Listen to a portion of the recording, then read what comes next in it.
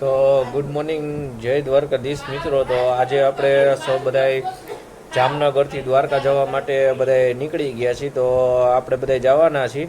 આપ જોઈ શકો છો, આ અમારી ગાડી આવી ગઈ છે. સવારે વહેલા 6-7 વાગે બધા જામનગરથી દ્વારકા જવા ગોઠવાઈને હવે રસ્તામાં હજુ તો નીકળ્યા જ છીએ. તો અત્યારે તો કોઈને ચા પાણી નાસ્તાની ભૂખ નહીં લાગે, પણ હવે જોઈએ આગળ કદાચ ક્યાંક કોકને ભૂખ લાગે તો ગાડી ઊભી રાખવી પડશે. તો પછી જોઈશું, કારણ કે અમારે શું ગઈડા બુઈડાઓને એ બધા જરાક દવા લેવાની હોય ને એટલે ભૂખ લાગે. તો ભાઈ રસ્તામાં નાસ્તા પાણી કરવા માટે ઊભી રાખી છે ગાડી.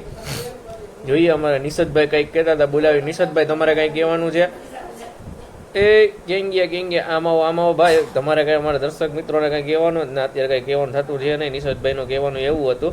તો હવે જોઈએ, હવે દ્વારકા પહોંચીએ વહેલી તકે. દ્વારકા પહોંચી પાર્થભાઈ અમારી યારે મસ્તી કરતા હતા.